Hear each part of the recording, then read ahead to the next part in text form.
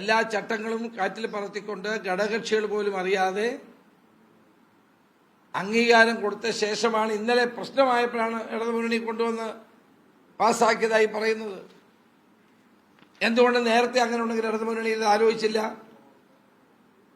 മറ്റു വകുപ്പുകളെ വിശ്വാസത്തിലെടുത്തില്ല? ഇടതുമുന്നണിയിലെ ഘടകകക്ഷികളെ എന്തുകൊണ്ട് വിശ്വാസത്തിലെടുത്തില്ല? അപ്പോൾ കേരളത്തിൽ 17-ൽ പരം ഡിസ്റ്ററികൾ ഇന്ന് പ്രവർത്തിക്കുന്നുണ്ട്. അതിൽ തന്നെ മലബാർ ഡിസ്റ്ററീസ് ENA ഉൽപ്പാദിപ്പിക്കാൻ അവർക്ക് താല്പര്യമുണ്ട്. എന്തുകൊണ്ട് അവർക്ക് കൊടുക്കുന്നില്ല? മലബാർ ഡിസ്റ്ററീസിന് ആവശ്യമായ വെള്ളം കിട്ടണമെന്ന് ആവശ്യപ്പെട്ടുകൊണ്ട് അവര് പണം കെട്ടിവെച്ചു. ഇതുവരെ കൊടുത്തിട്ടില്ല. 1,87,00,000 രൂപ കെട്ടിവെച്ചിട്ട് സർക്കാർ പൊതുമേഖലാ സ്ഥാപനമായ മലബാർ ഡിസ്റ്ററീസ് 3 വർഷമായി കാത്തിരിക്കുകയാണ്. അവർക്ക് വെള്ളം കൊടുക്കാൻ മന്ത്രിക്ക് താല്പര്യമില്ല.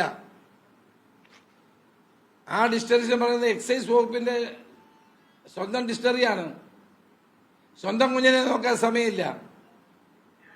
ഇപ്പോൾ അദ്ദേഹത്തിന് താല്പര്യം ഒരു സ്വകാര്യ കമ്പനിയാണ്. അത് വളരെ വ്യക്തമായിരിക്കുകയാണ്.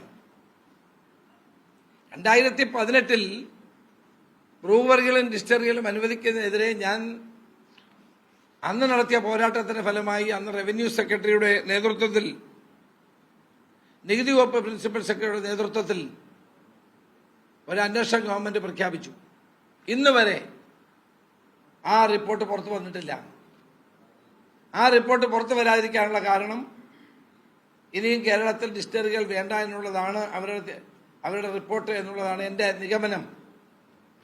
മാത്രമല്ല,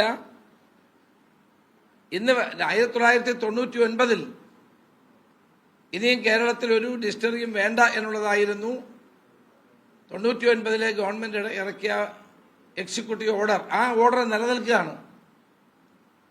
ആ ഓർഡർ നിലനിൽക്കുകയാണ് ക്യാബിനറ്റിൽ കൊണ്ടുവന്ന് ആരും അറിയാതെ രഹസ്യമായി എലപ്പുള്ളിയിലെ മദ്യനിർമ്മാണ കമ്പനികൾ തുടങ്ങാനുള്ള തീരുമാനമെടുത്തത്. ഇപ്പൊ ചോദിക്കുന്നത് കൈക്കൂലി കൊടുത്തതിന് വല്ല തെളിവുണ്ടോ എന്ന്. കൈക്കൂലി കൊടുക്കുന്നത് ഇവിടെ ബാങ്ക് ഡ്രാഫ്റ്റ് വഴിയാണോ? അത് ഗൂഗിൾ പേ വഴിയാണോ? അതാണ് ഞാൻ പറയുന്നത്. എല്ലാ കാലഘട്ടത്തിലും CPM-ന് എക്സൈസ് വകുപ്പ് ഒരു കറവ പശുവാണെന്ന് പറയാനുള്ള കാരണം അതാണ്. അല്ലെങ്കിൽ നാട്ടിലെ ജനങ്ങൾക്ക്